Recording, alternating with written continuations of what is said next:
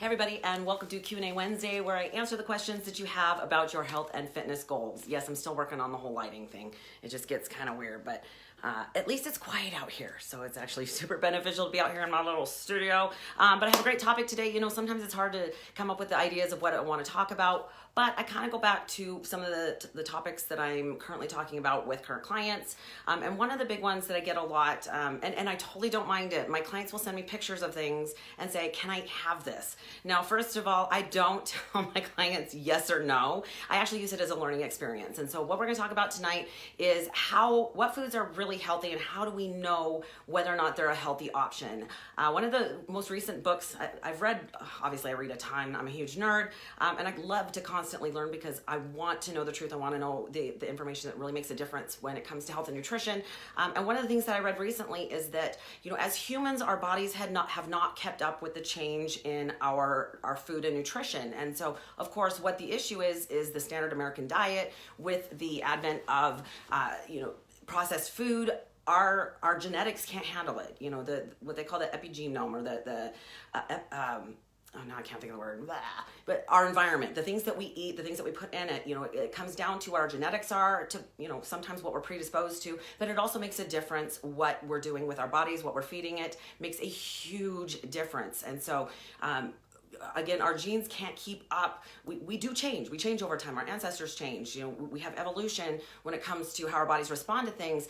The biggest issue is nutrition that's available has changed so fast that our bodies can't keep up. And that's why we're having an epidemic of metabolic diseases. So really quickly, I want to talk about the things that, how do you decide whether or not food is truly healthy? And of course, you know, honestly, when it comes down to what each person should be eating, it's going to be a little bit different for each person because we look at a lot of different variables. You know, you have to figure out what makes sense to you depending upon, you know, your age, your gender, your genetics, right? Your DNA, what your family has passed on to you throughout, you know, that's why they ask about your family history. Your preferences, your traditions, there's this huge list of things that is included in there. But the one thing that we have to remember, hey Celeste, the one thing that we have to remember is that just because a product says that it's healthy, like, you know, you look at the box or you look at the advertising, the commercials for it, and it might say that it's healthy, but they take a lot of license on that. And so it's unfortunate that just because it's really hard to decipher, right? You look at something and you say, well, it's organic. Yeah, that does not automatically equal healthy. Same thing with non-GMO. Again, does not automatically mean it's healthy. So we're going to talk about how to decipher that, how to decide whether or not that's something that you should be eating. And I really do work to help my clients understand what are you looking for when you determine whether or not that's something that you should be putting in your body. So I have a good example today. Oh, good. She says she just joined back to the gym after a year. You know what? I think we're all kind of trying to jump back into what we deem as normal. I don't love this whole talk about new normal. I refuse. So anyhow, so let's talk. I have a great example because I talked to some clients earlier today. You know, most of my clients ask, can they have coffee? And I'm like, yeah, you know, don't go crazy, but obviously it's an okay thing. Just don't, you know, crack yourself out on caffeine. But a lot of times people want to know what can they put in it. And there's some great options, but there's also some not so great options. So earlier today, I discussed with a couple of my clients whether or not sugar-free creamer was a great option, the commercially made sugar-free creamer. And so instead of just saying yes or no, what I said was, please look at the ingredient list and then you tell me whether or not that's something that you feel that is a good option for you. Now, most of the time I've already kind of told them things to look out for. I've done enough research to know that there are certain things that are really not good for you. Hopefully you already know what those are, but I don't want to give away the mystery of the ingredients of this before I tell you. But a lot of times they can kind of sit down and make that decision. It's almost, I am going to say it's more important to look at the ingredient list than it is to actually look at the nutrition label. First of all, the nutrition label could be as much as 50% off. It really comes down to some ineffective, inexact issues. So it's really, you're getting kind of not random, but it's just really not definitive enough to go off of. What you have to pay attention to is what that product contains in the ingredient list. Now, if you've ever paid attention to how that works, the ingredient list not only lists what's in it, but it lists it by rank of how much is in there. So the first product or the first ingredient is going to contain the most of it. So keep that in mind. That's something really important to pay attention to. But the other thing is that sometimes they will very slyly include things that you don't expect, because if you see a product like sugar-free creamer is sugar-free, when you see some stuff in there and go, wait a minute, how is that sugar-free? So let's cover this. I actually grabbed, because this is not mine, but this is in my fridge. This is a sugar-free creamer, hazelnut. Sounds amazing. What I'm going to tell you is I don't drink sugar-free creamer. If I'm going to use creamer, I actually predominantly use unsweetened almond milk. Although a lot of times I'll tell my clients half and half, or heavy cream is also a decent option, especially if you're including it in your MyFitnessPal, paying attention, because of course, if it's got a little bit more fat, you have to, you gotta balance that out. But here's the thing about products like this. If you look at the nutrition label itself, it shouldn't be that big of a deal. You're going, well, for a tablespoon, it's only 15 calories. And then you look further down, you're like, it's only 1 gram of fat. Okay, cool. It's only 1 gram of carbohydrate, and it has 0 sugar. Well, that sounds phenomenal, right? Because it's sugar-free. It should have 0 sugar. But if you look at the ingredient list, now the first ingredient is water. Okay, that's water, big deal, that's water. And obviously because it's number 1 that has the most of it. Now the downside is they don't tell you how much, because of course they don't want to give away their recipe, But ingredient number 2 is corn syrup. Corn syrup. We all know that is a horrendous product, and that of course it's cheap and it's sweet, and it can actually do some massive damage when it comes to our liver. So corn syrup is ingredient number 2. So how can you tell me that this is sugar-free? Well, I guess because it doesn't have sucrose. Sucrose is sugar. So again, I just get really frustrated that, they promote it in such a way that it sounds like it's a great product, but it's not. Now here's the problem. Ingredient number 3 is vegetable oil. Of all the weird things that you're gonna find in creamer, vegetable oil. Well, here's the downside to vegetable oil. Even though you see all these amazing commercials where they're like, it's made of vegetables, so it's healthy. You guys, it's processed with chemicals. And so do a little research, do a little digging. You're gonna find out super quick that vegetable oil is actually horrible for you, including all of its offshoots, such as canola oil, soybean oil, peanut oil, blah, blah, blah. Horrible for you. I highly recommend the book called Big Fat Surprise.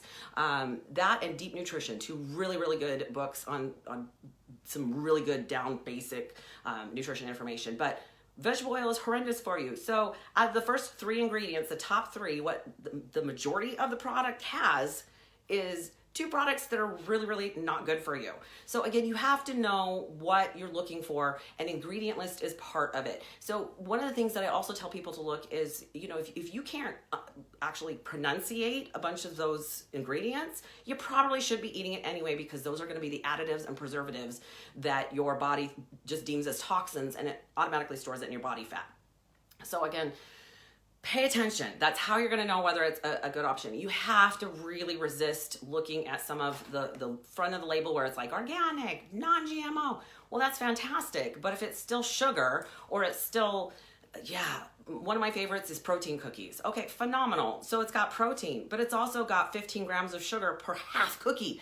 So I just get really frustrated because people buy into it without really paying attention to what that means, and then they can't understand why their body isn't making any changes. So keep in mind that in order to know whether or not it's a healthy food, there's a couple of tips that I'm going to recommend you do. Number 1 is to really, you're going to find it on the outside wall of the grocery store. Anything that is shelf stable is probably not a great option. Now, I'm not going to say everything, because I do get liquid stevia, which is on the baking aisle.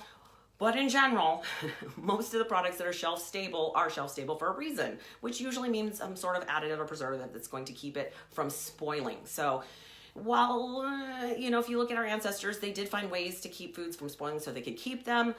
Yeah, we use a lot of chemicals in what we do today that, again, our body just doesn't know what to do with. So that is a problem. Number 2, if you cannot kill it or grow it, you probably shouldn't be eating it. I think it's a really simple, basic tool to decide whether or not that's a product that you should be putting in your body.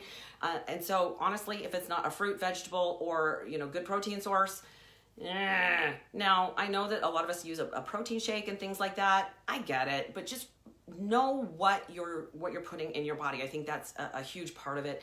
And avoid buying into the gimmicks that they use to make you think that it's healthy. Do you guys remember Snackwells? What was that name of that brand? It was Health something or other. Like the name of their brand had the word health in it. And come to find out, it was like seriously full of sugar. Now that was back when like we were being told that fat was causing us to get fat, but we know that that is not the issue because we all started buying carbs and that's what created the problem that we're in.